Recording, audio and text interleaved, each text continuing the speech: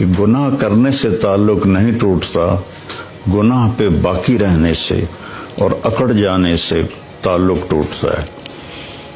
بڑے سے بڑے گناہ ہوں اور آسمان کی چھت کو لگے ہوں اور ایک دفعہ کہو یا اللہ معاف کر، تو اللہ فرماتا ہے جاؤ معاف کیا۔ اللہ تعالیٰ فرما رہے ہیں کہ اے ایمان والو، تم بڑے قیمتی لوگ ہو، میں نے تمہیں خرید لیا ہے، تمہاری جان کو بھی اور تمہارے مال کو بھی۔ قیمت کیا لگائی ہے یا اللہ؟ جنت، جس کی کوئی قیمت لگا ہی نہیں سکتا۔ جنت ایسی قیمتی چیز ہے۔ السلام علیکم ورحمۃ اللہ وبرکاتہ۔ بسم اللہ الرحمن الرحیم، والصلاة والسلام علی رسولہ الکریم وعلی آلہ واصحابہ اجمعین، اما بعد۔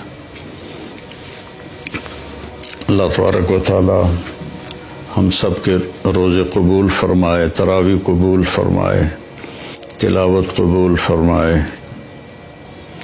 بہت سے اہل ایمان عمرے پر ہیں، مدینہ ہیں، اللہ ان سب کی حاضری قبول فرمائے۔ آج ایک آیت آپ کے سامنے پیش کرنی ہے۔ بسم اللہ الرحمن الرحیم۔ ان اللہ اشتری من المؤمنین انفسهم واموالهم بان لهم الجنہ۔ اللہ تعالیٰ نے، بے شک اللہ تعالیٰ نے ایمان والوں کے جان اور مال کو خریدا ہے۔ قیمت کیا لگائی ہے؟ ساری جنت۔ اللہ اکبر۔ اگر میں آپ سے کہوں کہ یہ صوفہ 10 کروڑ کا ہے تو آپ کہو گے نہیں مولوی صاحب آپ غلط کہہ رہے ہیں۔ پھر میں اس کی جو یہ بازو اس کا اٹھاؤں تو اس کے نیچے ایک انڈے کے برابر ہیرا پڑا ہو تو پھر آپ کہیں گے ہاں بھائی واقعی یہ ہیرا تو 10 کروڑ سے بھی زیادہ ہے۔ تو اللہ جنت، ایک تو جنت کا ہمیں پتہ کوئی نہیں، اس لیے تو ہم دنیا کے پیچھے بھاگ رہے ہیں اور اسی کو جنت بنانے کی کوشش کر رہے ہیں۔ یہ نہیں بن سکتی، اس اللہ نے مٹانا ہے، اسے توڑنا ہے، ہمیں مارنا ہے۔ سونا چاندی کا گھر بنا بھی لیا تو موت کا کیا کریں گے؟ جنازہ تو اٹھ جائے گا۔ اور جنت وہ ہے جس کے لیے اللہ کہہ رہا ہے کہ سارعوا الی مغفرۃ من ربکم وجنہ، دوڑ لگاؤ میری مغفرت کی طرف اور میری جنت کی طرف۔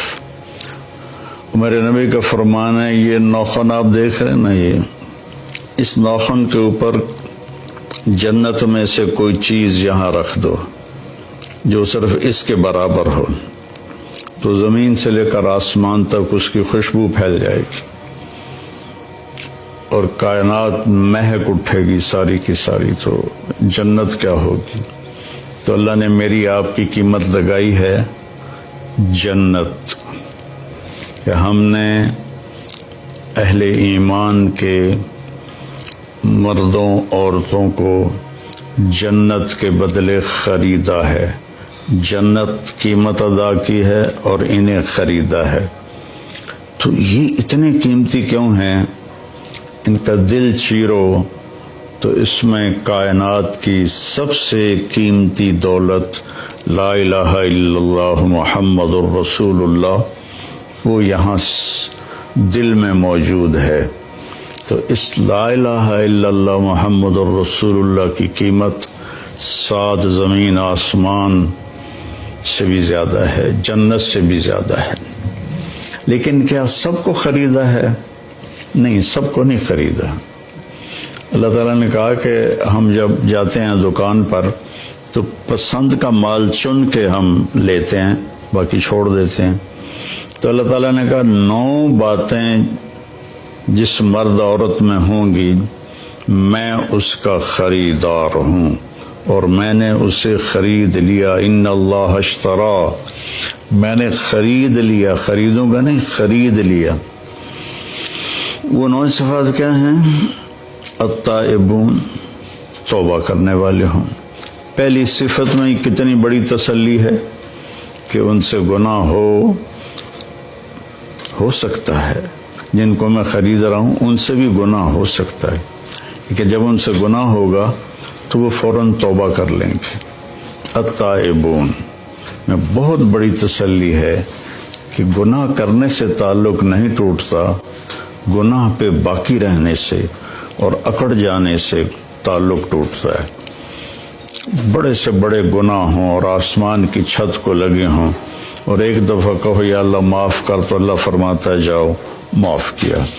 تو پہلی صفت ہے التائبون، توبہ کرنے والے۔ دوسری ہے العابدون، اللہ کی عبادت کرنے والے، اللہ کے سامنے سر جھکانے والے۔ صرف نماز نہیں، 24 گھنٹے کی زندگی ان کی اللہ اس کے رسول کی مرضی کے مطابق ہوتی ہے۔ تیسری صفت کیا ہے؟ الحامدون، ہر وقت اللہ کا شکر ادا کرتے ہیں، دکھ ہو یا سکھ ہو ان کی زبان سے یا اللہ تیرا شکر ہے، یا اللہ تیرا شکر ہے۔ عربی میں الحمدللہ الحمدللہ الحمدللہ۔ تو تیسری صفت ہے کہ وہ اللہ کا شکر ادا کرتے ہیں۔ چوتھی صفت ہے السائحون، کہ وہ میرے پیغام کو لے کر دنیا میں پھرتے ہیں، چونکہ اس امت کو جو نبی ملے ہیں ان کے بعد کوئی نبی نہیں، ان کے بعد کوئی شریعت نہیں، ان کے بعد کوئی کسی قسم کی آسمانی کتاب نہیں۔